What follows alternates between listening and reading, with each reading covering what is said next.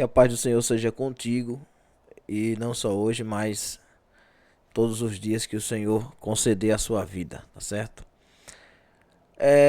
Quero dar um aviso para os irmãos que esta aula aqui vai ser um pouco puxada, um pouco pesada, pelo fato do seguinte, de que nós estamos diante de um assunto que nos remete, né, à nossa vida espiritual e não remete só a nós, mas aqueles, principalmente aqueles que têm família, que têm filhos, vão se identificar um pouco com essa aula aqui e vão realmente precisar desta aula, tá certo?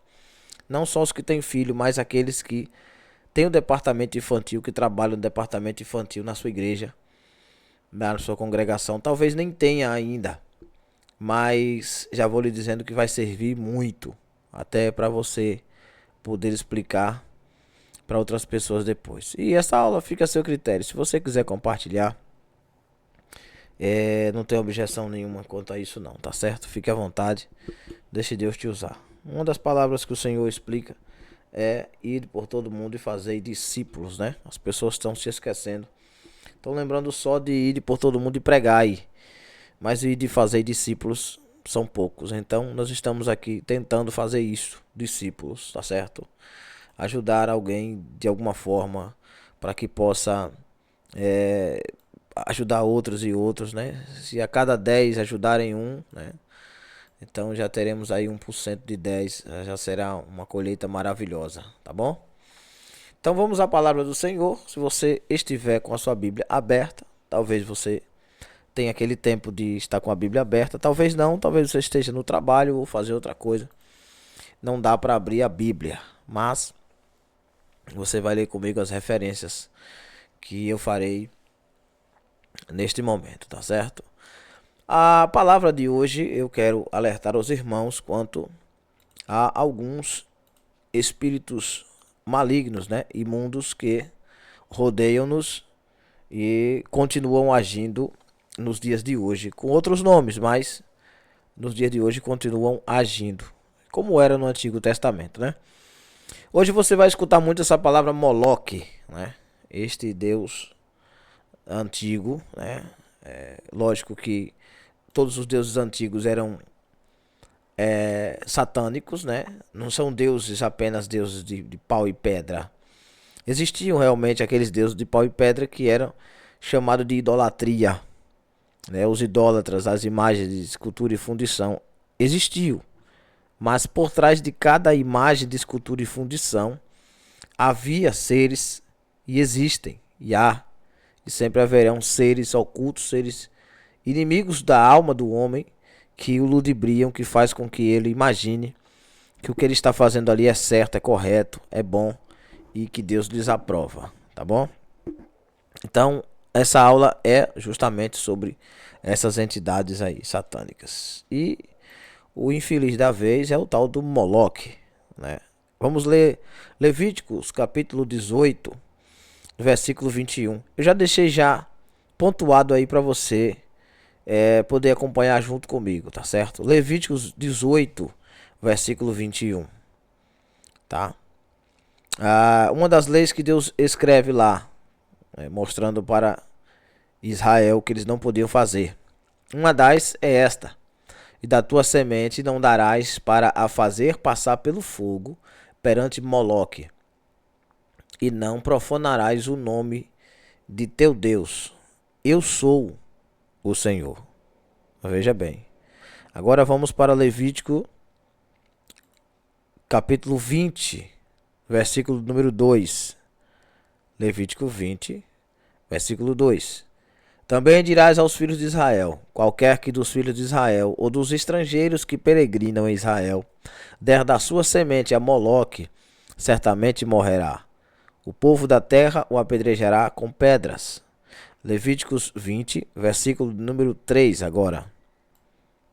E eu porei a minha face contra esse homem e o extirparei do meio do seu povo, porquanto deu da sua semente a Moloque, para contaminar o meu santuário e profanar o meu santo nome. Agora Levíticos Capítulo 20, versículo 4.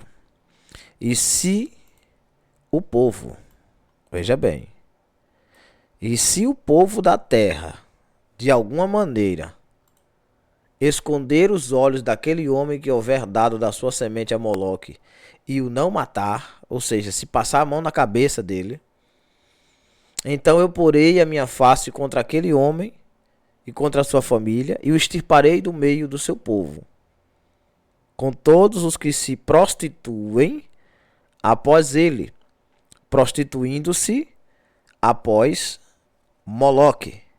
Veja como já mudou a palavra.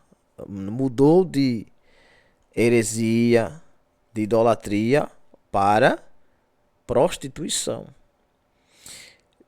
1 Reis 11:7. Então edificou Salomão um altar a Quemos, a abominação dos moabitas, sobre o monte que está diante de Jerusalém, e a Moloque, a abominação dos filhos de Amon, amonitas e moabitas. Amonitas e moabitas. Vamos lá. Segundo livro dos Reis, 23:10. Também profanou a Tofete, que está no vale dos filhos de Rinom, para que ninguém fizesse passar a seu filho ou a sua filha pelo fogo a Moloque. Veja que situação nós já estamos enfrentando aqui. Jeremias 32:35. E edificaram os altos de Baal, que estão no vale do filho de Rinom, para fazerem passar os seus filhos e as suas filhas pelo fogo a Moloque, o que nunca lhes ordenei, nem subiu ao meu coração que fizessem tal abominação, para fazerem pecar a Judá. Amós 5:26. Antes levantastes ou levastes a tenda de vosso Moloque, e o altar das vossas imagens, e a estrela do vosso Deus, que fizestes para vós mesmos. Grava esse capítulo, Amós 5:26, que ele vai se repetir agora. Atos 7:43. Atos 7:43. Atos 7:43. Antes tomaste o tabernáculo de Moloque e a estrela do vosso Deus Renfã, figuras que vos fizestes, que vós fizestes para as adorar. Transportar-vos-ei, pois, para além da Babilônia. Agora eu vou e lhe explico o que está acontecendo aqui, exatamente aqui nesse texto e nesse contexto. Olha, Atos 7:43, Atos dos Apóstolos, capítulo 7, no versículo 43.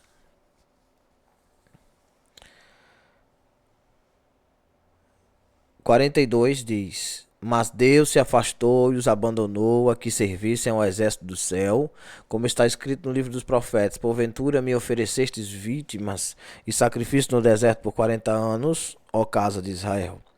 Antes tomaste o tabernáculo de Moloque e a estrela do vosso Deus Renfã, figuras que vós fizeste para as adorar.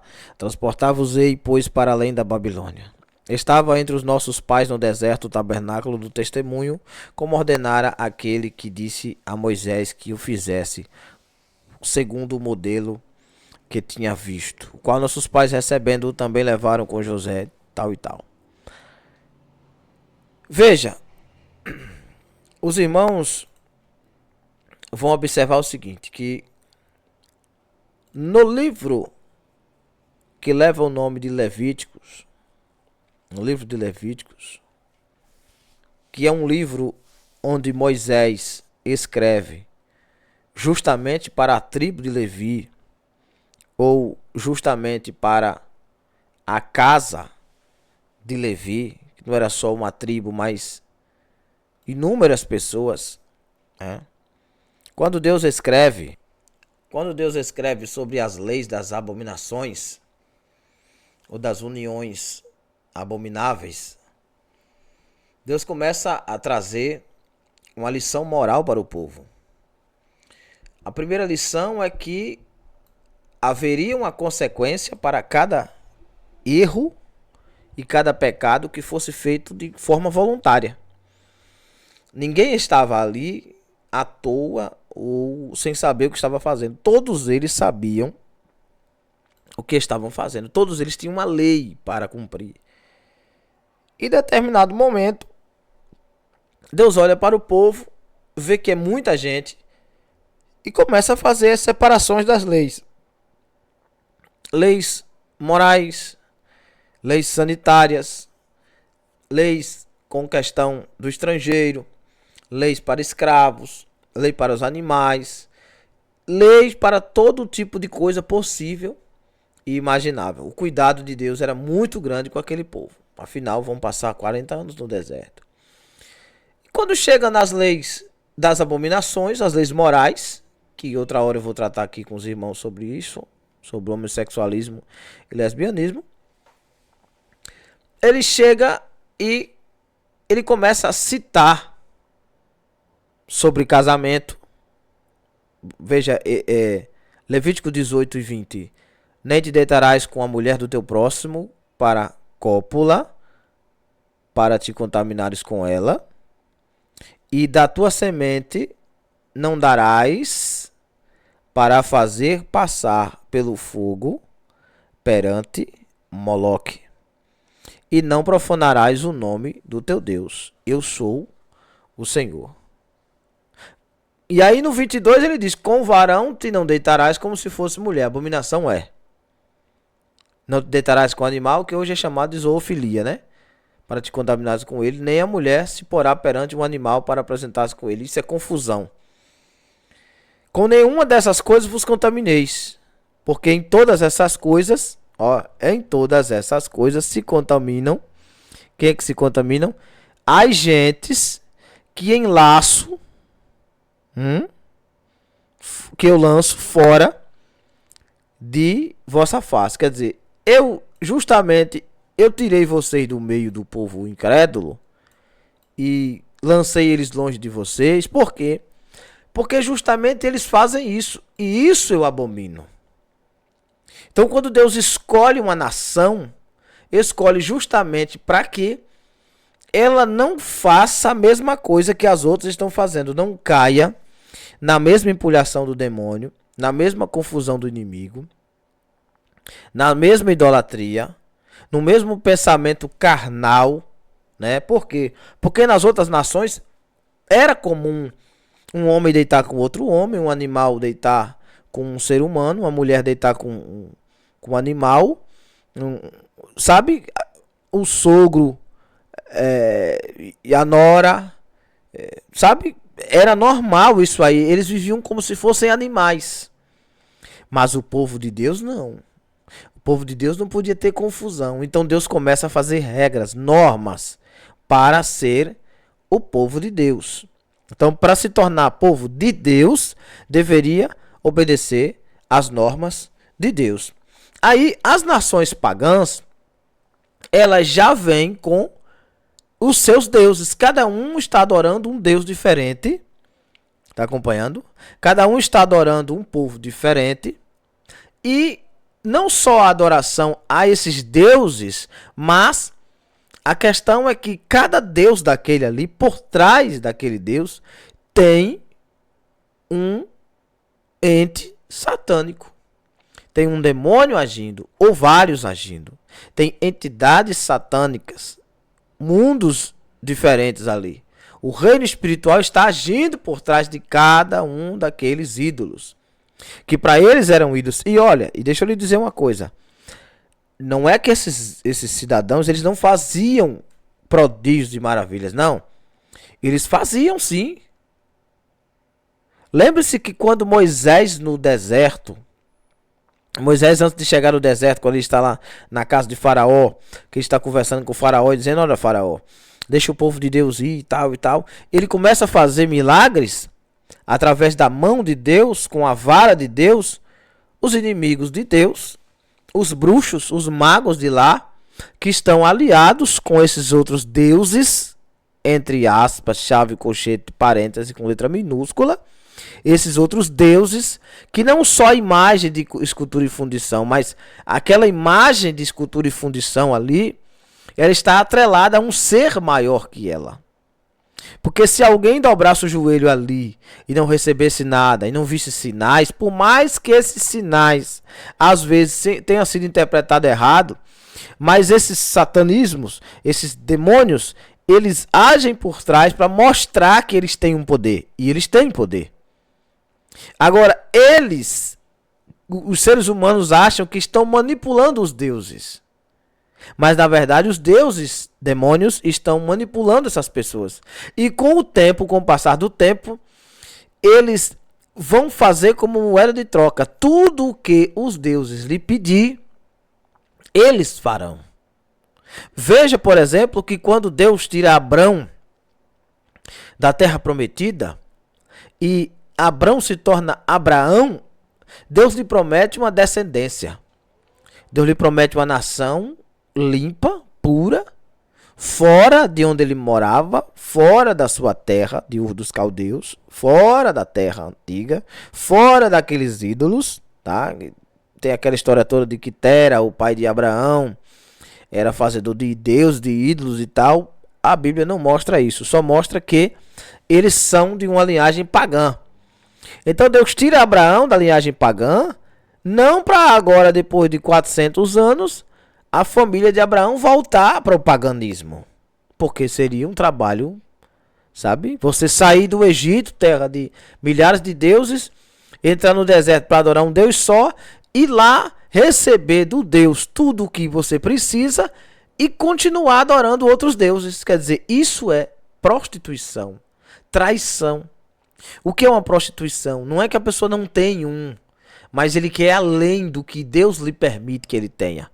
Então o cara tem um Deus, mas ele recebe tudo que ele precisa desse Deus, mas ele vai atrás de outro, e de outro, e de outro, para quê? Para satisfazer sua vontade, seu ego. Mas ele não precisa de mais nada, ele já tem um. E aí um abismo vai chamando outro abismo e outro abismo. Com Deus não funciona assim.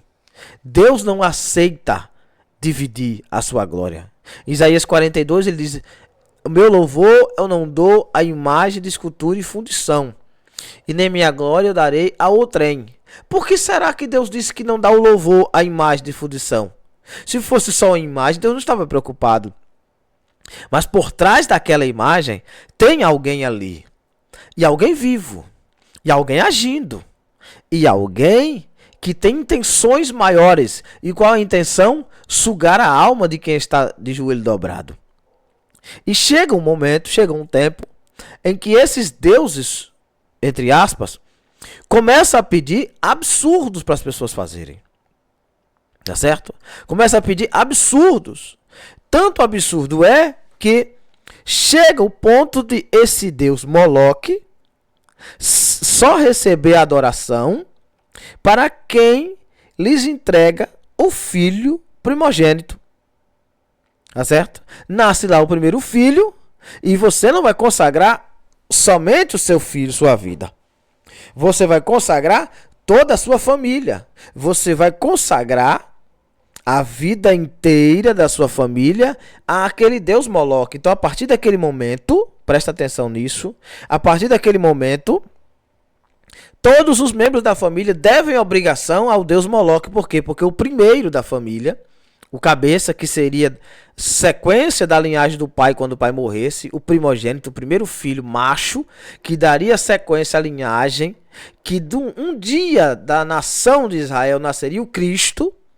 Veja, cortando a linhagem para que não haja o Cristo, matando o primogênito para que não venha o Cristo, para que todos os que vêm pela frente sejam segundos e terceiros e nunca sejam cabeça, tirando o que Deus fala em Deuteronômio 28. Então acompanhe comigo o raciocínio. Quando ele dá o primogênito para aquele Deus, ele está entregando também a linhagem primogênita. Quer dizer, a partir de hoje, o próximo que vier será primogênito. Tá entendendo? E depois será primogênito, depois será primogênito. Quer dizer, se um morreu, o que vem depois é primogênito. E continua sendo o primeiro. Então lança-se um ciclo vicioso. Todos os filhos machos que nascem, os deuses querem para si. Porque de cada família tira um. O primeiro que nasce. E cada um. Quer dizer, aquele primeiro que representa Cristo, que representa Deus. O primeiro que deveria ser a primícia para Deus, o primeiro, o voluntário, sabe? A melhor adoração, o cheiro suave, que seria apresentado a Deus, não em sacrifício, que Deus não aceita, mas apresentado a Deus em louvor e gratidão para consagrar sua vida ao único Deus invisível, mas real, é morto, é abortado, é arrancado, é tirado dele o privilégio de viver uma vida em santidade para Deus. E é colocado aos pés de um Deus chamado Moloque. Tinha outros que aceitavam também sacrifício humano, mas eu estou falando só sobre Moloque, tá certo? Moloque, de onde vem a palavra moleque, tá? Ou senhor das moscas, ou demônio da imundície, sabe? Hoje na macumbaria se chama de Maria Mulambo, mas vai. Então, esse senhor das moscas, ele aceita o sacrifício de sangue de criança primogênita, imatura, virgem. Veja só, separa-se para ele e lá estendia-se sobre o altar dele, matava a criança. O pai tinha que fazer o sacrifício, matar a criança, o próprio filho, e apresentar a Deus, o Deus Moloque, como se nada tivesse acontecido. Aí você entende por que é que quando Deus tira Abraão de lá, do fim do mundo, coloca Abraão já nas bordas da terra prometida e lhe dá planos, projetos, lhe dá uma sucessão, uma linhagem, lhe dá um filho, mesmo sem ser da vontade de Deus, mas nasce Ismael, ele já tem um. É primogênito, mas não é da linhagem que Deus quer. Então Deus dá o filho verdadeiro a ele, que é Isaac.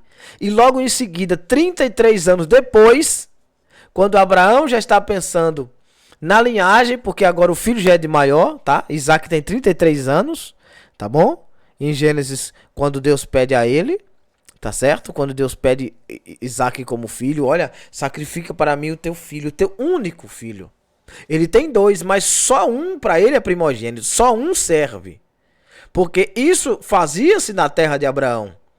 Então agora Deus pede a ele em sacrifício.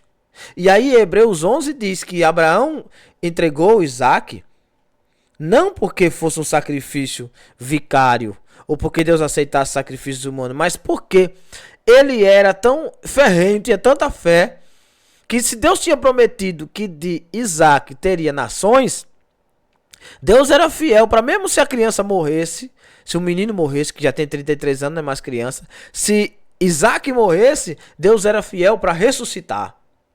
Então, o que Abraão entende ali é que não é que Deus recebesse a adoração, mas que Deus estava testando ele, provando para saber se ele acreditava na ressurreição.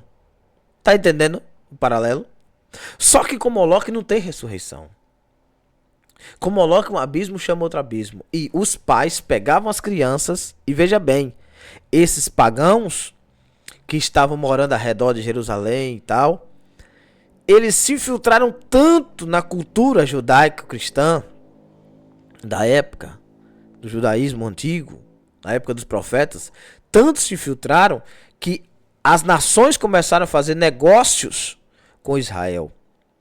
E os negócios que as nações faziam com Israel, aos poucos foram minando também os deuses, os ídolos, ao ponto de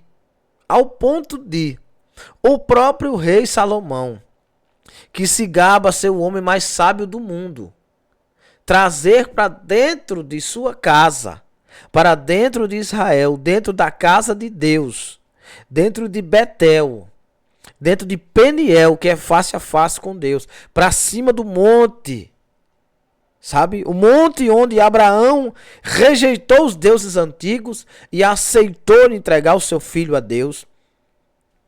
Salomão adquire mais de 1000 deuses, casando-se, prostituindo-se com mulheres de todas as nações que havia ao redor daquela terra.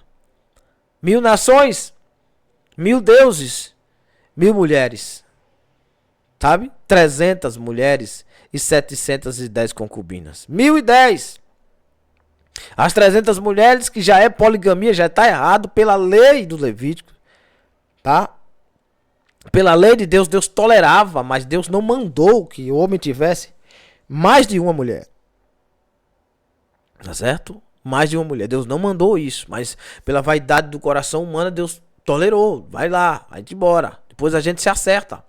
E Salomão consegue trazer para dentro de casa a idolatria. Tá certo? Trazer para dentro de casa a idolatria. Idolatria essa que todos os que estavam ao redor de Jerusalém começaram a adquirir também. Com exceção de algumas pessoas. Bom, então, essa parte do Levítico, onde Deus proíbe certas coisas aos levitas, é já visando o futuro, quando Deus der a terra prometida ao povo e quando nascer o Cristo, o Filho de Deus. Então, o que eles deviam fazer? Eles tinham que criar sua linhagem, seus filhos, de acordo com a palavra do Senhor, ensinar a viver como viveram os santos, os profetas antes deles, e viver guardando todos os mandamentos de Deus. E todos os mandamentos incluem principalmente os mandamentos de acordo com a regra familiar de Deus. Então, quando Salomão, entre outros deuses, entre outros reis que se misturaram com esses deuses, por exemplo, Ezequias, quando ele está perto de morrer, em vez dele aceitar a morte dele e ir embora, não, ele continua na terra e durante os 15 anos que Deus estende para ele, Isaías 38, ele faz um filho chamado Manassés. E Manassés, ele não só trouxe deuses antigos para dentro de Jerusalém, de Israel, como ele próprio começou o sacrifício. Foi ele que refundou, trouxe esse sacrifício antigo, satânico, dos deuses pagãos para dentro de Israel. Então veja bem, está na sua tela aí a imagem do deus Moloque, que é a mesma palavra moleque, tá certo? Por incrível que pareça, essa palavra moleque é usada sempre para uma criança ou uma pessoa que é infantil. Então, quando você chama uma criança de moleque, você está aderindo ele a essa divindade. Você observa, essa estátua é chinesa, tá? É em comemoração ao deus boi, né? O deus boi deles. O deus boi deles é o mesmo Moloque do mundo antigo, sabe? De 4.000 anos atrás. Por incrível que pareça, os chineses comemoraram agora o ano 4.900 e alguma coisa. E qual é a divindade da comemoração do aniversário deles? É o deus Moloque. Com outros nomes, é lógico. Mas como é Moloque? Observe, Moloque é um boi que a boca dele não tem dente, é a boca de sapo para engolir as crianças. A sua orelha, a sua auréola, né? A sua parte da cabeça é a parte de um camaleão, de um papavento, de um bicho horroroso. No peito dele você percebe que é um retângulo e no centro do peito dele tem o olho que tudo vê. Aquele olho lá dos Illuminatis, da família Rockefeller, sabe, do povo que quer governar o mundo, da nova ordem mundial. Esse olho que tudo vê, que é o mesmo olho que havia no Antigo Egito, que é o símbolo da pirâmide. Só que aqui é uma pirâmide invertida, o olho está de lado, como se fosse um olho humano. Mas os olhos deste boi é virado para cima, sabe? Em sinal de receber, de ser maior, de ser grande, e olhar para cima. E ele tem 3 olhos. Tá? Qual é o bicho que você conhece que tem 3 olhos? Só uma anomalia. E ele tem 2 chifres. O chifre simboliza poder, simboliza autoridade. Tá certo? Por isso que no tempo antigo, Deus olhava para os sacerdotes e chamava eles, e os profetas também, sempre o chifre, usava o chifre para trocar, fazer a trombeta do chifre do boi, né, o chifre do carneiro, o óleo de ungir os sacerdotes, os profetas e os reis, era dentro de um chifre. Por isso que algumas traduções está lá, 1 Samuel 16, 17, quando Samuel vai ungir Davi, diz assim: enche o teu chifre de azeite e vem, Porque o chifre dá a ideia de autorização espiritual. Então nada dessa imagem de Moloque é à toa. Agora me diga, de onde é que a pessoa tirou essa ideia de construir esse bicho? Não pode ter vindo da mente humana, tá certo? Isso não vem do homem apenas. Não tem como você acordar num dia e dizer, eu tive uma visão aqui com um bicho. Não, é uma mistura. É um travesti, sabe? É um bicho cheio de coisas em cima dele. E tem asas, sabe? É um boi que está sentado num trono, né? Com suas pernas cheias de lantejoulas, com os braços abertos, esperando receber alguma coisa, e cheio de olhos. 3 olhos na testa, 2 olhos nas mãos, um em cada mão. Tem olhos nos pés também, mas na imagem não dá pra você ver aí que é cortada. E no peito dele tem olhos. Quer dizer, é o olho que tudo vê, ele tudo vê. Claramente você vê que é uma brincadeira de mau gosto com os poderes de Deus, que é onipresente, ele está presente em todo lugar. Onipotente, que é aquele que é acima de todos, né? E onisciente, que é aquele que vê tudo, sabe tudo e conhece tudo. Então veja, esta imagem aí, esse bicho, ele é assexuado. Veja que é um homem assentado, cheio de olhos, olhando para cima, com a boca de um sapo aberta, a face de camaleão, os chifres de boi, com as asas fingindo estar aberto, pronto para voar. E ele aceita sacrifício de criança. E ele não tem sexo, ele é assexuado. Por que será, né, irmãos? Por que será que ele é assexuado, né? Agora veja, é um ser que não tem sexo, é não binário. Olha que palavra ridícula. Não binário, ele não se identifica como sendo ele, né? Você olha para esse bicho, você não sabe se é ele, se é ela, ou é uma mistura de coisa ruim. Então justamente esse Deus antigo, esse demônio, ele só aceita sacrifício de criança virgem, recém-nascida, e começava pelo primogênito. Depois virou baderna, mas como todo lugar tem um charlatão, né? E o demônio não tá nem aí, ele quer receber as almas, seja dele, seja dela. Mas começa por essa figura. Então, já vai aqui um cuidado. Quando você solta um xingamento numa criança, por exemplo, você chama ela de moleque. Você não sabe, mas você está atraindo essa divindade, você está chamando esse Deus maligno para a vida daquela criança. E ele, como está ali para receber a alma da criança, você que é o pai ou que é a mãe, espiritualmente está autorizando ele tomar posse dessa criança, porque você está consagrando aquela criança a esse Deus maligno chamado Moloque ou Moleque, o Senhor das moscas, ou o Deus da imundície, tá certo? É daí que surge a questão do aborto, né? Porque as mães tinham que abortar o crescimento da criança para poder entregar para esse bicho. Então veja bem, se nós observarmos que essas coisas já vêm do mundo antigo, então não dá para você fingir que não está vendo essas coisas. Porque Deus está nos mostrando desde 5.000 anos atrás, irmãos. E a questão aqui não é só detectar o problema. É observar como hoje esses bichos agem. Como é que eles agem hoje? Hoje eles agem de acordo com a tradição. Certo? A tradição pagã, ela vem entrando hoje assim como se fosse uma coisa normal no meio do povo de Deus. Hoje os que se dizem cristãos acham que podem fazer participação de tudo. E quando você diz para eles, olha, não é bem por aí. Nós somos diferentes, né? Nós não somos segundo o mundo. Não, mas vocês estão sendo intolerantes, né? É porque nós temos que aceitar tudo, aceitar todo mundo, que nós temos que se fazer de tolo para ganhar os tolos, que não sei o que. Bom, você vai se fazer de pecador para ganhar pecador? Hã? Você vai beber cachaça para ganhar os bêbados, é isso? Não é por aí que funciona, irmão. Veja o que diz a carta de Pedro. Primeira carta de Pedro, capítulo 1, versículo número 18. É um texto que eu já citei aqui outro dia.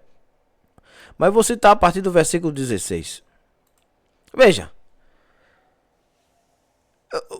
Versículo de número 14 a seguir da primeira carta de Pedro, capítulo 1, tá? Presta atenção como é que o inimigo age. Fácil, engana o povo que se diz de Deus. Isso Pedro deixou há quantos mil anos atrás? Nem sei. 2000. Como filhos obedientes, não vos conformando com as concupiscências que antes havia em vossa ignorância. Resumindo, quando você aceita Jesus como Salvador, que você se converte, o que você fazia de ignorância, beber cachaça, xingar, fumar, se prostituir, falar palavrão, o que fosse, ficou para trás. As rodas de cerveja, os terreiros de candomblé, as tradições, as vontades, sabe? Fica para trás. A pessoa que fazia tatuagem quando ele estava no mundo, hoje ele conhece a Cristo, sabe que o corpo dele é consagrado ao Espírito Santo, ele para de fazer tatuagem. Já que não dá para apagar as que tem, ele para de fazer. É simplesmente parar de fazer o que estava fazendo. Tá certo? Mas, aí do versículo 15 diz, mas como é santo aquele que vos chamou, chamou de onde? Chamou de lá para cá. Esse chamou, esse chamar, esse tirar para fora, é a palavra eclésia, eclésia, né? A palavra grega, que é chamado para fora. Não é que Deus lhe puxou de lá para cá, é que você foi chamado. Deus lhe convidou e você aceitou o convite. Meu filho, se você aceitou o convite para sair do mundo, você não pode estar com o pé lá em outro carro. Veja bem, sede vós também santos em quantas maneiras de viver? Em 2? Em 3? Não. Em toda a vossa maneira. Ó, não é em toda maneira de viver. É em toda a vossa. Hã? A sua maneira de viver é santa? Não. Então, meu filho, você não é crente ainda. Então, em toda a vossa. Seja santo em toda a vossa. Presta atenção no verbo de ligação. Não é em toda maneira de viver, não. Toda maneira de viver é santa. Não, eu posso fazer tatuagem porque meu corpo já é santo. Ó, que interpretação satânica. Não é assim. Em toda a sua maneira de viver, da hora que você acorda, da hora que você dorme, você se santifica. Você procura nos rascunhos bíblicos a base bíblica para fazer tudo aquilo. Não, então, meu filho, você ainda vive no tempo da ignorância. E Deus não tem ocupado por inocente. Então, aqui está o pé. Presta atenção que eu vou chegar lá. Versículo 16. Porquanto está escrito, sede santo, porque eu sou santo. Quem disse isso foi Deus. E se invocais por Pai, aquele que... Pai com letra maiúscula. Sem acepção de pessoas. Julga segundo a obra de cada um. Andai em temor durante o tempo da vossa peregrinação. Está apontando para onde? Para o mesmo deserto. Sabendo que não foi com coisas corruptíveis, como prata ou ouro, que fostes resgatados de quê? Da vossa vã maneira de viver. Que por? Como é que nós recebemos a nossa maneira vã de viver? Quem nasceu aí no candomblé, comendo caruru na Semana Santa, ou comendo peixe, né, que tinha que comer peixe, ou você comia peixe ou morria, e aí o governo era tão bom que dava peixe para todo mundo, né, para conservar a tradição da Semana Santa. Mas na Semana Santa que não tem nada de santa, porque da sexta-feira até o domingo o povo encarca o dente na cachaça, toma vinho, vai ter o baba do vinho na sexta, amanhece no sábado de ressaca, que é sábado de aleluia. Aleluia significa louvar ao Senhor. Eu nunca vi um cachaceiro louvar o Senhor bêbado. Veja, essa é a tradição que a Igreja Católica quer nos impor como a igreja perfeita, a santa mãe, a igreja e tal, porque a igreja, a melhor igreja, que é a única igreja, e a única igreja que permite que um cara que é macho se vista de mulher na sexta-feira, enche o talo de vinho, que o vinho é para simbolizar a morte de Cristo.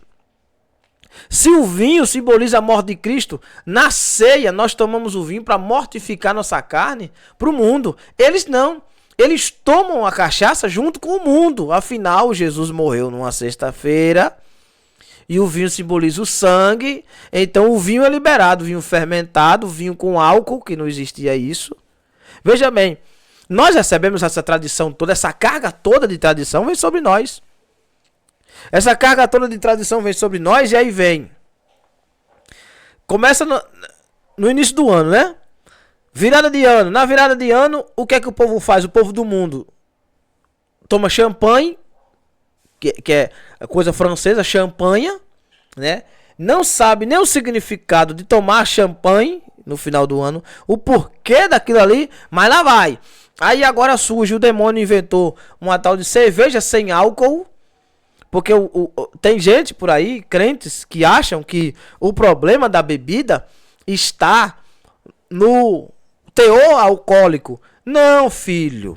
O problema da bebida está na intenção de quem é a sua vida.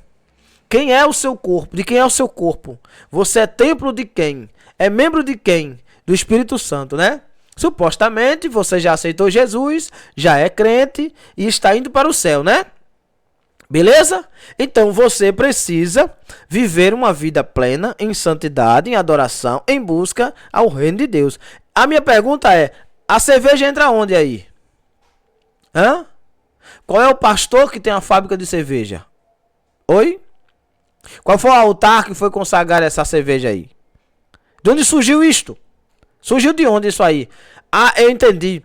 É que você tem vontade de voltar a beber, mas é feio para você sair do evangelho e beber lá fora, desviar logo da igreja, afinal você já está desviado mesmo, vamos beber e farrear. Mas é feio. Aí você bebe socialmente em sua casa, na sua mente cauterizada, imaginando que o Espírito Santo está se agradando disto, mas você nunca perguntou a Deus, Senhor, está escrito aonde isso aqui que eu posso fazer? Então, isso são coisas de mentes cauterizadas. Então você recebe toda essa carga, não tem nada não, de tudo pode, isso aí é besteira, porque Deus me aceita do jeito que eu sou. E aí, quem está por trás disso? Os bichinhos que ninguém fala mais, né? Com exceção da Igreja Universal do Reino de Deus, que eu tenho que dar mérito aqui para eles, não vejo nenhuma outra igreja lutando contra os demônios. O povo fala muito mal da Igreja Universal. O pessoal fala muito mal. Mas a primeira igreja no Brasil que fundou um livro, né? Deuses, Orixás e Guias. Você pode procurar, você não vai achar à venda mais, porque é um livro antigo dos anos 90. Deus, Orixás e Guias. Quem criou foi Edir Macedo. E aí quando ele criou esse livro aí, surgiu um tumulto no Brasil. Nos anos 90. Por quê? Porque a maioria das igrejas estavam surgindo ainda. Eram muito novas. Mas o que tinha de terreiro de macumba, que tinha de candomblé, era demais. E aí surge a Igreja Universal do Reino de Deus.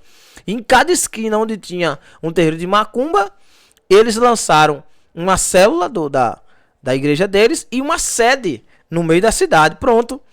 Nos dias que o terreiro de macumba tinha as oferendas dele lá, os rituais, ele tinha culto na igreja. E aquilo começou a atrair pessoas. Ele começou a pregar contra isso. Mas hoje você chega nas igrejas ditas pentecostais, o cara entra endemoniado, o demônio está ali oculto, a pessoa sai dali do mesmo jeito. E não tem um infeliz para dizer assim, eu te vi, demônio.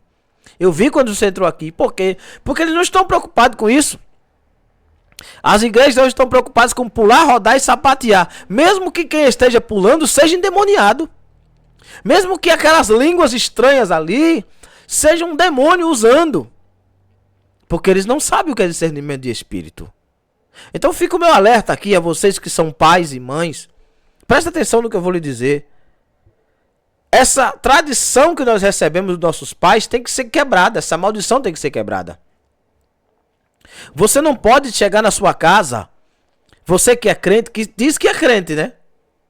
Você diz que é crente, você não pode chegar na sua casa hoje e porque você acha que na letra da música não tem nada a ver, você pegar uma músicazinha lá do mundo e botar no seu aparelhinho de som que Deus lhe deu, com todo o suor e sufoco, ou botar na sua caixinha, ou no seu celular, que ninguém tá vendo, você pegar o seu fonezinho de ouvido, botar ali, ninguém tá escutando, você tá escutando. E aquela influência demoníaca está passando para você. Por quê? Porque o problema não é só a letra, o problema está na inspiração. Quem criou a letra? De onde veio a letra? Qual a intenção da letra? E quem é que foi inspirado por quem? Certo? Tem até hinos, músicas cristãs, que não tem inspiração nenhuma. E lhe digo, tem alguns hinos cristãos, que se dizem cristãos hoje, inspirados pelo demônio. Mas as pessoas não têm discernimento de espírito. E quando você fala, não, irmão Noel, mas tudo pra você não presta, tudo tá ruim. Eu digo, meu irmão, não é que não presta, é que é antibíblico. É fora da Bíblia, e o que é fora da Bíblia eu não quero. Mas como é que vamos detectar um problema espiritual na igreja se o cara tá lá escutando a música do mundo, trazendo pra dentro de casa? Aí ele tem um filho, ele tem um marido, tem uma esposa, pessoas que são vulneráveis, alguns nem são crentes ainda, estão vendo aquilo ali, sentindo aquela, sabe? Pessoas que têm sua casa, mas qualquer um que chega bota cerveja na geladeira, sabe? Pessoas que estão em casa, recebe todo tipo de gente, faz rodinha para conversar, falar mal de... Meu, crente vai na casa do outro para fazer oração, visitar, cultuar ou fazer alguma coisa que seja um lazer, que preste. Então começa por aí. Como é que a gente quebra uma tradição antiga se nós estamos criando uma tradição errada? E me perguntaram... Ah, irmão Noel, e sobre as comidas do São João? Por que nós não podemos comer? Você pode comer o que você quiser, até veneno. Ninguém lhe impede de você comer nada. Agora, convenhamos nós.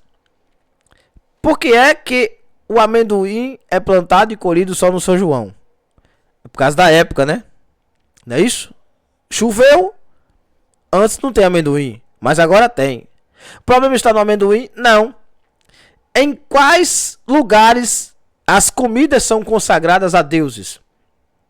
Na macumbaria, na feitiçaria, lá nos orixás, nos babalorixás, enfim, nas religiões de matrizes africanas. Nem na igreja católica você não vai ver comida sendo consagrada na igreja católica. Não tem. Só que a igreja católica já se fundiu, já virou comunismo. É comum você encontrar um católico num terreiro de macumba, consultando um santo lá na mesa branca lá de Dalva Xavier em Feira de Santana. É comum, é normal. Meu pai era católico e ia. Por tudo que era lugar onde dissesse, só aí vai resolver teu problema. Ele ia. E são assim. Mas nós crentes não. Você tem o ano todo para comer amendoim. Mas você tem que comer amendoim entre 18 de junho e 30 de junho. Senão você morre. Senão dá uma gangrena no estômago, você tem que comer naquele tempo. Não, meu filho. Você tem outro período para comer o amendoim.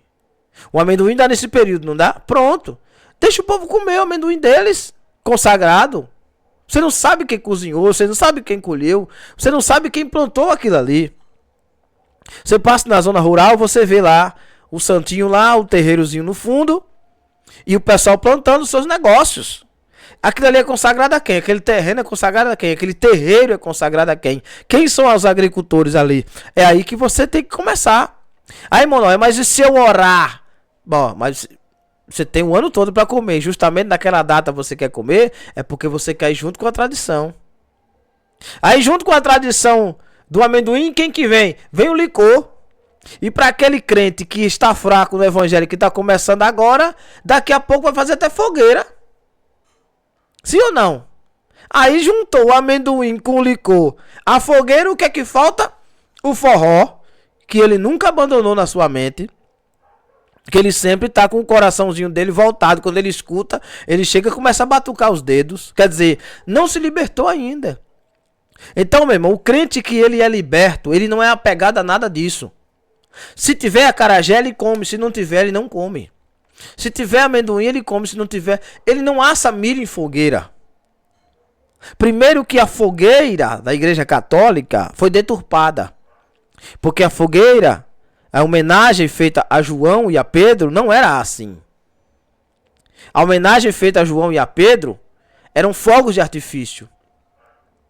Era em comemoração à chegada de Pedro, o reino de Deus tomado à força, João. E a Pedro que foi morto de cabeça para baixo numa fogueira. Então a comemoração da fogueira era uma comemoração de vitória dos crentes que chegaram na glória, nos coliseus romanos. Mas deturparam, os demônios tiraram isso aí, abdicaram para si e juntaram esse panelaço de pandemônio todo num lugar só. E aí vem tradição satânica, forró, porque o forró vem do fim do mundo da África, né? E eu já dei uma aula aqui sobre isso aqui, os ritmos, né, do forró. Aí você percebe o seguinte, aí vão me perguntar, e o forró gospel? Bom, o que é que eu vou dizer? É letra de música cantada em outro ritmo. É uma letra cristã cantada em outro ritmo. Eu posso dizer o quê? Se o cara consagrou a letra a Deus, se ele consagrou o ritmo a Deus, o que não vai acontecer é você ver um monte de crente agarrado juntinho, colado, dançando. Principalmente um com a mulher de outro. Isso não vai acontecer nunca.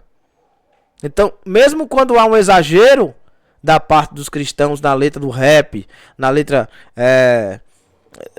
do gospel, do funk, do arroz, do que quer que seja, ainda assim tem um limite, dá para controlar. Mas o mundo não, irmão. O mundo não dá para controlar. Então, aqui eu encerro esta aula para vocês terem uma noção. Prestem bem atenção nisso. Crente não senta em fogueira. Eu tenho meus filhos aqui, que meus filhos gostam de tocar uma bombinha. Você sabe de onde vem essa questão das bombas? O que é que estão comemorando? Se você morresse hoje, amanhã alguém soltasse foguete em sua homenagem, era bom isso? Isso não é idolatria? Isso é o problema. É aí que surge a idolatria. Você está ensinando sua criança a ser idólatra de nascença. Por que ela não vai crescer normal se ela não tocar uma bomba? Deixa eu lhe dizer uma coisa. Você vai para São Paulo, Rio de Janeiro, na época do tal do São João, não tem uma bomba nem um foguete, meu irmão. Ninguém nem sabe o que é isso lá. Minas Gerais, Brasília, Goiás. O povo está preocupado em trabalhar e dormir. Aqui no Nordeste o povo está preocupado em dançar fogueira de São João, em tocar rojão, é comer água, que isso aí não é catolicismo nada, isso aí não é tradição nada. Isso aí é uma empulhação que o povo quer viver nas suas concupiscências da carne. Então fuja disso, irmão. Você não precisa comprar traque-bomba pro seu filho, você não precisa incentivar ele a tocar São João, você não precisa ir na fogueira do vizinho, do amigo. Pega este dia aí, sai com sua família.